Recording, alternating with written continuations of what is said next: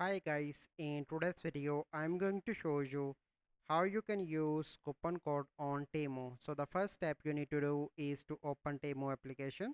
So once you open, you need to select the product. So I want to buy this one. For example, click on add to cart. Then you need to go back, click on your cart, and let's suppose I want to buy. So click on checkout. So once you are on that page, you have different payment options, that is card option, PayPal, Afterpay, this one from and Google Pay.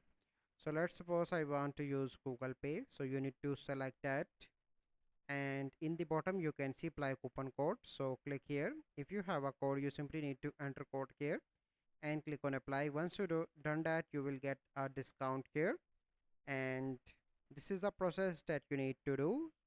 So I hope you find this video helpful. If you find this video helpful, must like this video, subscribe to our YouTube channel for future videos. We'll see you in the next video.